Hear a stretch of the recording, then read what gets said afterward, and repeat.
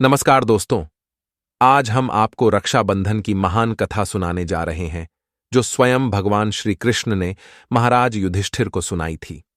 साक्षात भगवान के मुख से कही गई इस कथा को सुनने मात्र से ही कोटि कोटि पाप नष्ट होते हैं। तो चलिए आपको सुनाते हैं वह महान कथा। दोस्तों, द्वापर युग में महाभारत का युद्ध समाप्त हो चुका था और पांडवों ने हस्तिनापुर में अपना राज्य स्थापित कर लिया था।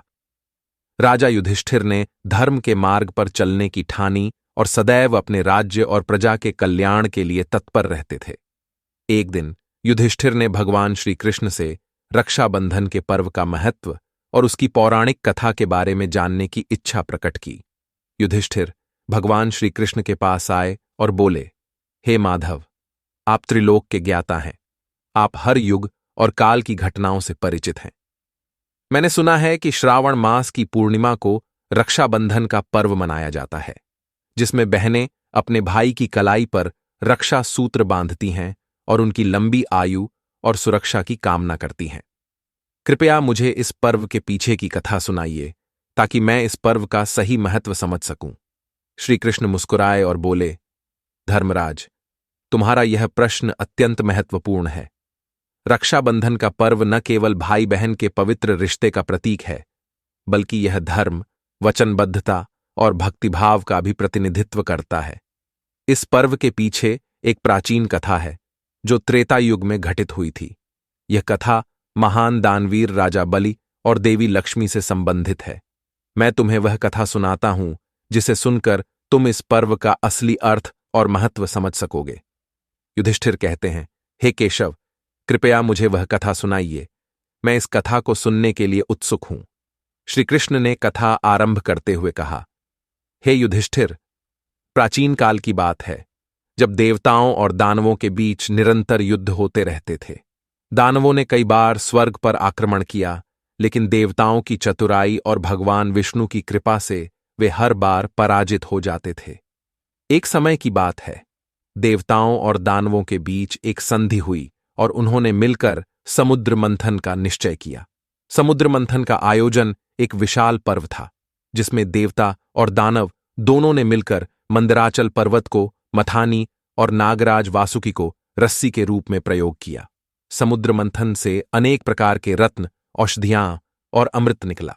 इन रत्नों को देवता और दानव आपस में बांटने लगे, लेकिन जब अमृत निकला तो देवताओं ने अपनी चतुराई से उसे प्राप्त कर लिया और दानवों को उसका भाग्य नहीं दिया। इस छल से दानव अत्यंत क्रोधित हुए और उन्होंने देवताओं को अपना सबसे बड़ा शत्रु मान लिया। समुद्र मंथन के दौरान ही देवी लक्ष्मी का प्राकट्य हुआ। वे अत्यंत सुंदर और तेजस्वी थीं और उनके प्रकट होते ही वे भगवान विष्णु के पास चली गईं। इस कारण उन्हें समुद्र की पुत्री कहा जाता है। हे युधिष्ठिर, देवताओं से अमृत और लक्ष्मी को खोकर सभी दानव अत्यंत क्रोधित हो गए और वे देवताओं से प्रतिशोध लेना चाहते थे, किंतु बार बार प्रयत्न करने के बावजूद भी दानव देवताओं को पराजित न कर सके। सत्य युग में एक ऐसे तेजस्वी पुरुष का राक्षस कुल में जन्म हुआ जिसने तीनों लोकों पर अपना आधिपत्य स्थापित किया। युधिष्ठिर कहते हैं, हे केशव, इन सब घटनाओं का रक्षाबंधन से क्या संबंध है? भगवान श्री कृष्ण कहते हैं, हे युधिष्ठिर, इन सभी घटनाओं का रक्षाबंधन से संबंध अवश्य है, इसीलिए तुम ध्यान से इस कथा को सुनो। सत्ययुग में राक्षस कुल में एक परम तेजस्वी और दयालु राजा का जन्म हुआ, जिनका नाम था महाराज बलि।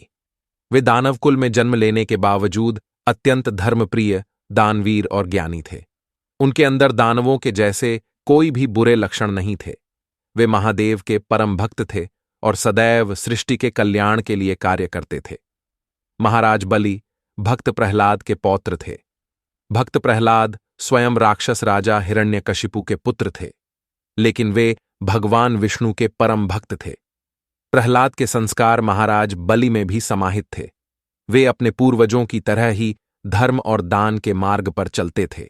एक दिन महाराज बलि ने संपूर्ण पृथ्वी पर अपना आधिपत्य स्थापित करने के लिए 101 यज्ञ करने का निश्चय किया।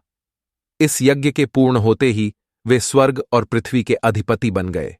इस घटना से देवता अत्यंत भयभीत हो गए और सोचने लगे कि अगर दानवों को अमृत प्राप्त हो गया तो उन्हें रोकना असंभव हो जाएगा। देवता अपनी चिंता लेकर भगवान विष्णु के पास गए और उनसे प्रार्थना करने लगे, हे प्रभु, हमारी रक्षा कीजिए। दानवों के राजा बलि महायज्ञ कर रहे हैं। यदि वे स्वर्ग पर आधिपत्य स्थापित कर लेंगे तो सृष्टि का संतुलन बिगड़ जाएगा। तब भगवान विष्णु देवताओं से बोले, हे देवताओं, तुम चिंता मत करो। अब मेरा वामन अवतार का समय निकट आ चुका है। इसीलिए मैं स्वयं ही राजा बलि के पास जाकर तुम्हारी समस्या का निवारण करूंगा। भगवान विष्णु के मुख से ऐसे वचन सुनकर समस्त देवता प्रसन्न हुए और अपने लोक को लौट गए। फिर भगवान विष्णु ने एक बटुक ब्राह्मण का रूप धारण किया और धरती लोक पर प्रकट हुए। जिस स्थान पर राजा बलि का यज्ञ चल रहा था, वहां वे पहुंचे। उस स्थान पर महाराज बलि अपने गुरु शुक्राचार्य के साथ यज्ञ कर रहे थे। उस समय उनका अंतिम यज्ञ संपन्न होने वाला था। तब वामन रूपी भगवान विष्णु ने कहा, हे राजन, मैं आपके पास एक याचना लेकर आया हूँ। यदि आप मेरी याचना पूर्ण करते हैं तो मैं आपका आभारी रहूंगा। राजा बलि ने अपने द्वार पर आए उस बटुक ब्राह्मण का स्वागत किया और कहा, हे ब्राह्मण देव, आप जो भी दान दक्षिणा चाहते हैं उसे बेझिझक मांग लीजिए। मैं आपको वह अवश्य प्रदान करूंगा। इतना कहकर महाराज बलि यज्ञ से उठकर बटुक ब्राह्मण के पास चले गए। तब बटुक ब्राह्मण ने कहा, हे राजन, मुझे केवल 3 पग भूमि की आवश्यकता है जिस पर मैं यज्ञ कर सकूं। इसीलिए आप मुझे उतनी ही जमीन दीजिए जितनी मैं अपने 3 पग में नाप सकूं। राजा बलि ने हंसते हुए कहा, हे ब्राह्मण देव, आप केवल 3 पग भूमि की मांग करते हैं। आप चाहें तो पूरी पृथ्वी मांग सकते हैं। 3 पग भूमि मांगकर आप मेरा उपहास उड़ा रहे हैं। राजा बलि ने अहंकार में कहा, आप मांगकर तो देखिए, यदि मैं दे न सकूं तो मेरा वचन झूठा हो जाएगा। उस बटुक ब्राह्मण ने कहा, हे राजन, मनुष्य को जितनी आवश्यकता हो केवल उतना ही मांगना चाहिए। आवश्यकता से अधिक मिलने पर मनुष्य की तृष्णा बढ़ती जाती है। आपने समस्त पृथ्वी को अपने आधिपत्य में ले लिया है। क्या इससे आपकी तृष्णा कम हुई है? नहीं ना। अब आपको स्वर्गलोक का आधिपत्य चाहिए। इसीलिए मनुष्य को जितनी कामना हो केवल उतना ही मांगना चाहिए। बटुक ब्राह्मण की बात सुनकर महाराज बलि को बड़ी ग्लानि हुई। उन्होंने विनम्रता से कहा, हे ब्राह्मण देवता, आप उम्र में तो मुझसे बहुत छोटे हैं, किंतु आपकी बातें ज्ञान से परिपूर्ण हैं। इसीलिए यदि आप केवल 3 पग भूमि मांगते हैं तो मैं आपको वह प्रदान करता हूं। इतने में ही शुक्राचार्य कहते हैं, हे राजन, यह बटुक ब्राह्मण कोई देवता है जो ब्राह्मण का रूप धारण करके आया है। इसीलिए बिना सोचे समझे दान देने का वचन देकर तुम बड़ी भूल कर रहे हो। महाराज बलि ने कहा, हे गुरुवर, यदि ये कोई देवता है तो यह मेरा बड़ा सौभाग्य है कि मैं देवताओं को भी दान दे रहा हूं।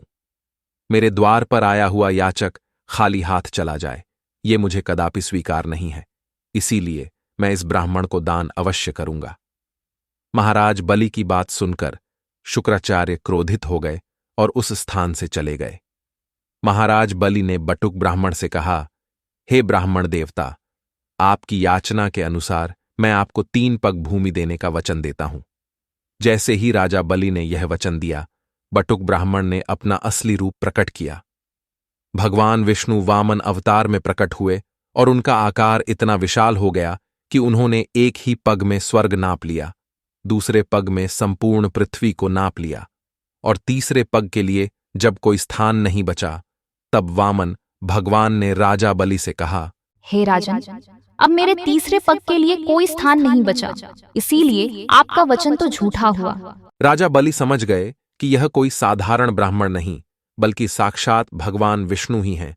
उन्होंने सिर झुकाते हुए कहा, हे प्रभु, मेरा वचन झूठा नहीं होगा, इसीलिए आप तीसरा पग मेरे सिर पर रख दीजिए। राजा बलि के वचन का पालन करते हुए भगवान वामन जी ने अपना तीसरा पैर राजा बलि के मस्तक पर रख दिया।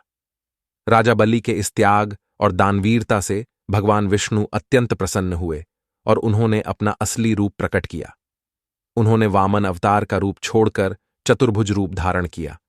उन्होंने राजा बलि को आशीर्वाद दिया और कहा, हे राजन, मैं तुम्हारी दानवीरता और भक्ति से अत्यंत प्रसन्न हूं। इसीलिए मैं तुम्हें वरदान देता हूं कि सावर्णी मनवंतर में तुम्हें इंद्र का पद प्राप्त होगा। तब तक तुम पाताल लोक में निवास करोगे। इस आशीर्वाद को पाकर राजा बलि अत्यंत प्रसन्न हुए और वे पाताल लोक में निवास करने चले गए। पाताल लोक में उन्होंने भगवान विष्णु की भक्ति और तपस्या आरंभ की। पाताल लोक में राजा बलि ने भगवान विष्णु की भक्ति में लीन होकर उनकी प्रसन्नता प्राप्त की। उन्होंने अन्न और जल का त्याग कर दिया और केवल भगवान विष्णु का स्मरण करते हुए कठोर तपस्या में लीन हो गए। उनकी तपस्या से तीनों लोकों में हलचल मच गई और देवता भी उनके तप से प्रभावित हुए। एक दिन उनकी कठोर तपस्या से प्रसन्न होकर भगवान विष्णु ने समुद्र के भीतर प्रकट होकर महाराज बलि के सामने अपना दिव्य रूप धारण किया। भगवान विष्णु के तेज और प्रकाश से समुद्र के भीतर का स्थान दिव्यता से भर गया। महाराज बलि ने अपनी आंखें खोलीं और भगवान विष्णु को अपने सामने खड़ा देखकर तुरंत उनके चरणों में नमन किया। महाराज बलि ने अपने हाथ जोड़कर भगवान विष्णु से कहा, हे प्रभु, आप मेरी साधना और भक्ति से प्रसन्न होकर प्रकट हुए हैं। यह मेरे लिए परम सौभाग्य की बात है। कृपया मुझे अपना आशीर्वाद दें। भगवान विष्णु ने मधुर मुस्कान के साथ कहा, हे महाबली, तुम्हारी तपस्या और भक्ति ने मुझे अत्यंत प्रसन्न किया है। तुमने अपने तप से न केवल पाताल लोक बल्कि स्वर्ग लोक को भी आशीर्वादित कर दिया है। मैं तुमसे प्रसन्न हूं और तुम्हें वरदान देने के लिए यहां आया हूं। अपनी इच्छा प्रकट करो, जो भी तुम मांगोगे वह तुम्हें प्राप्त होगा। महाराज बलि ने विनम्रतापूर्वक कहा, हे प्रभु, मैं आपसे कोई भौतिक वरदान नहीं मांगना चाहता। मेरी एक ही इच्छा है कि मैं सदा आपके चरणों में रह सकूं और आपकी सेवा कर सकूं। मुझे कोई पद, सत्ता या धन नहीं चाहिए, केवल आपका सान्निध्य चाहिए। कृपया मुझे ऐसा आशीर्वाद दें कि मैं आपके साथ रह सकूं और आपके सेवक के रूप में जीवन यापन कर सकूं। भगवान विष्णु ने महाराज बलि की भक्ति और समर्पण से अत्यंत प्रभावित होकर कहा, हे बलि, तुम्हारी यह विनम्रता और भक्ति अनुकरणीय है। तुमने जो मांगा है वह तुम्हारे महान चरित्र का प्रमाण है। मैं तुम्हारी इच्छा पूरी करूंगा। मैं तुम्हारे साथ पाताल लोक में निवास करूंगा और तुम मुझे सदा अपने पास पाओगे। महाराज बलि ने भगवान विष्णु से कहा, हे प्रभु, आप समुद्र के भीतर प्रकट हुए हैं, जो यह संकेत देता है कि आप सृष्टि के हर अंश में व्याप्त हैं। आपके साथ पाताल लोक में निवास करना मेरे लिए अत्यंत गर्व की बात होगी। मैं आपके इस वरदान के लिए सदैव आभारी रहूंगा। भगवान विष्णु ने मुस्कुराते हुए कहा, हे बलि, तुम्हारी यह भावना मुझे अत्यंत प्रिय है। मैं सदैव तुम्हारे साथ रहूंगा और तुम्हारी भक्ति का आनंद लूंगा। तुम्हारी सेवा में मुझे प्रसन्नता होगी और जिस दिन मेरी पत्नी लक्ष्मी, जो समुद्र की पुत्री है, तुम्हें अपने वचन में बांधेंगी, उस दिन तुम मुझे उन्हें सौंप दोगे और तब मैं वैकुंठ वापस लौट जाऊंगा। महाराज बलि ने भगवान विष्णु के चरणों में सिर झुकाकर कहा, हे प्रभु, आपने जो मुझे वरदान दिया है वह मेरी कल्पना से भी परे है। मैं आपका आभारी हूं कि आपने मुझे अपना सेवक बनने का अवसर दिया। मैं सदा आपकी सेवा में तत्पर रहूंगा और आपके चरणों में निवास करूंगा। भगवान विष्णु ने महाराज बलि को आशीर्वाद देते हुए कहा, हे बलि, तुम सदा धर्म के मार्ग पर चलना, क्योंकि वही तुम्हारी शक्ति का स्रोत है। तुम्हारी भक्ति और त्याग से मैं सदैव प्रसन्न रहूंगा। उसके पश्चात भगवान विष्णु ने महाराज बलि को आशीर्वाद देकर पाताल लोक में निवास किया और महाराज बलि ने उन्हें सदा अपने पास पाया, जिससे उनका हृदय आनंद से भर गया।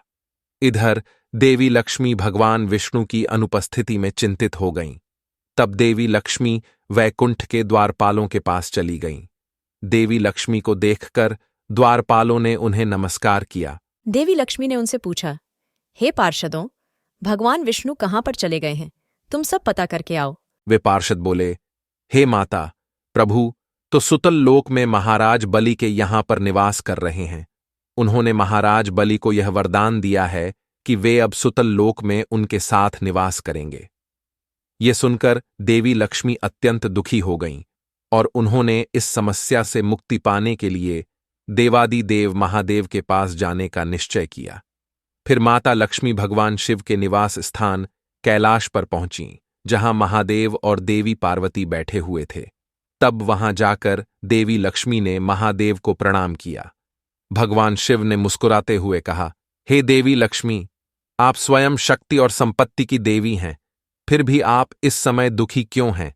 क्या कारण है जो आपको यहां तक लाया है? देवी लक्ष्मी ने अपनी वेदना व्यक्त करते हुए कहा, हे महादेव, मेरे स्वामी भगवान विष्णु पाताल लोक में महाराज बलि के साथ निवास कर रहे हैं।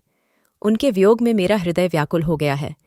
मैं चाहती हूं कि वे वैकुंठ वापस आ जाएं, लेकिन महाराज बलि के वचन और भक्ति के कारण मैं यह निर्णय नहीं कर पा रही हूं कि उन्हें कैसे वापस लाऊं। कृपया मुझे इस समस्या का समाधान बताएं। भगवान शिव ने गंभीरता से कहा, हे देवी लक्ष्मी, राजा बलि वचन के पक्के और धर्मनिष्ठ व्यक्ति हैं। यदि आप उन्हें किसी वचन में बांध लेंगी तो वे अवश्य उसका पालन करेंगे। मेरी सलाह है कि आप एक नाग कन्या का रूप धारण करके पाताल लोक जाएं और उनसे रक्षा का वचन लें। जब वे आपकी रक्षा का वचन दे देंगे, तब आप उनसे भगवान विष्णु को वापस मांग सकती हैं। इस प्रकार वे अपने वचन का पालन करते हुए भगवान विष्णु को आपको सौंप देंगे, और आप अपने साथ नागराज वासुकी को भी लेकर जाइए, जो आपकी सहायता करेंगे। तब देवी लक्ष्मी ने महादेव का धन्यवाद किया और नाग कन्या का रूप धारण किया। नाग कन्या का रूप धारण करके देवी लक्ष्मी नागराज वासुकी को लेकर पाताल लोक जाने के लिए निकल पड़ी। देवी लक्ष्मी और नागराज वासुकी उस समुद्र के पास पहुंच गए जहां से पाताल लोक जाने का मार्ग था। फिर उन्होंने समुद्र के भीतर प्रवेश किया और पाताल की ओर जाने लगे। रास्ते में देवी लक्ष्मी ने वासुकी से कहा, हे नागराज, अब आप एक पवित्र रक्षा सूत्र का रूप धारण कीजिए, जिसे मैं महाराज बलि की कलाई पर बांधूंगी। मां लक्ष्मी की आज्ञा का पालन करते हुए नागराज वासुकी ने अपने शरीर को एक लाल रंग के रक्षा सूत्र में बदल दिया। फिर नाग कन्या के रूप में देवी लक्ष्मी उस लाल धागे को लेकर पाताल लोक पहुंची, और फिर वहां से उन्होंने महाराज बलि के महल की ओर प्रस्थान किया। जब नाग कन्या रूपी देवी लक्ष्मी ने महाराज बलि के राजमहल में प्रवेश किया, तब महाराज बलि ने उन्हें देखते ही उनका स्वागत किया। हे देवी, आप कौन हैं और आप इस पाताल लोक में कैसे पधारी? क्या कोई समस्या है जो आप मेरे पास आई हैं? नाग कन्या रूपी देवी लक्ष्मी ने नम्रता से उत्तर दिया, हे महाबली, मैं एक साधारण नाग कन्या हूं जो इस कठिन समय में आपकी शरण में आई हूं। मेरा परिवार संकट में है और मुझे आपकी सहायता की आवश्यकता है। मैं आपसे यह विनती करती हूं कि आप मेरी रक्षा का वचन दें। महाराज बलि ने कहा, हे देवी, आप चिंता न करें। इस पाताल लोक में जो भी मेरी शरण में आता है, उसकी मैं रक्षा करता हूं। मैं आपको वचन देता हूं कि आपकी रक्षा करूंगा। बताइए, मैं आपकी किस प्रकार सहायता कर सकता हूं? नाग कन्या ने कहा, हे महाबली, आपकी कलाई पर रक्षा सूत्र बांधकर मैं आपसे आपकी रक्षा का वचन लेना चाहती हूं। इस सूत्र का संबंध हमारे कुल की परंपरा से है, और इसे बांधने से आप मेरे रक्षक बन जाएंगे। महाराज बलि ने हंसते हुए कहा, हे देवी, आप तो बहुत सरल कार्य मांग रही हैं। मैं इस रक्षा सूत्र को बांधने के लिए सहर्ष तैयार हूं। इसके बाद नाग कन्या ने महाराज बलि की कलाई पर नागराज वासुकी से बनाया हुआ रक्षा सूत्र बांधा और उन्हें प्रणाम किया। जैसे ही उन्होंने रक्षा सूत्र बांधा, उन्होंने अपने असली रूप का प्रकटीकरण किया। अब वे कोई साधारण नाग कन्या नहीं, बल्कि स्वयं देवी लक्ष्मी थीं। उनके तेज से पाताल लोक आलोकित हो उठा। महाराज बलि ने देवी लक्ष्मी को पहचानते ही उनके चरणों में नमन किया और कहा, हे माता लक्ष्मी, आप तो समुद्र की पुत्री हैं और आज से मेरी बहन हुई। मैंने आपको वचन दिया है और मैं इस वचन का पालन अवश्य करूंगा। आप मुझसे जो चाहें वह मांग सकती हैं। देवी लक्ष्मी ने कहा, हे महाबली, मैंने आपकी भक्ति और दानशीलता के बारे में सुना था और आज मैं स्वयं इसका अनुभव कर रही हूं। मैं आपसे अपना स्वामी भगवान विष्णु, जो आपके साथ पाताल लोक में निवास कर रहे हैं, उन्हें वापस वैकुंठ ले जाने का निवेदन करती हूं। महाराज बलि ने अपने वचन का पालन करते हुए अत्यंत प्रसन्नतापूर्वक भगवान विष्णु को देवी लक्ष्मी को सौंप दिया और कहा, हे देवी, आपके इस रक्षा सूत्र ने मुझे आपका भाई बना दिया है। अब से हर वर्ष श्रावण मास की पूर्णिमा के दिन जब भी कोई बहन अपने भाई की कलाई पर रक्षा सूत्र बांधेगी, उसका भाई उसकी रक्षा के लिए सदा बंधन में बंध जाएगा और मैं इस वचन के लिए सदा तत्पर रहूंगा। इस पर भगवान विष्णु भी प्रसन्न हुए और उन्होंने राजा बलि को वरदान दिया, चातुर्मास में मेरा एक अंश पाताल लोक में निवास करेगा। जिस दिन माता लक्ष्मी ने राजा बलि को रक्षा सूत्र बांधा था, वह दिन श्रावण मास की पूर्णिमा का था। तभी से यह दिन रक्षाबंधन के पर्व के रूप में मनाया जाने लगा। इस कथा को सुनने और सुनाने से मां लक्ष्मी की कृपा प्राप्त होती है और सभी मनोकामनाएं पूर्ण होती हैं। श्री कृष्ण ने युधिष्ठिर से कहा, हे धर्मराज, यह थी रक्षाबंधन की कथा, जो भाई बहन के पवित्र बंधन का प्रतीक है। जो भी इस कथा को सुनेगा और रक्षाबंधन के पर्व का सच्चे मन से पालन करेगा, उस पर माता लक्ष्मी की कृपा बनी रहेगी। युधिष्ठिर ने यह कथा सुनकर श्री कृष्ण को धन्यवाद दिया और रक्षाबंधन का महत्व समझा। उन्होंने निश्चय किया कि वे इस पर्व को पूरे राज्य में धूमधाम से मनाएंगे और इस कथा को अपनी प्रजा में सुनाएंगे, ताकि सभी इसके महत्व को समझ सकें। तो दोस्तों, इस प्रकार भगवान श्री कृष्ण ने धर्मराज युधिष्ठिर को रक्षाबंधन की महान कथा सुनाई। आपको यह कथा कैसी लगी, कमेंट करके अवश्य बताइए। जानकारी अच्छी लगी तो इस वीडियो को लाइक जरूर करें और कमेंट में जय श्री कृष्ण, जय मां लक्ष्मी और हर हर महादेव जरूर लिखें। साथ ही चैनल को सब्सक्राइब करें। आप सभी का धन्यवाद।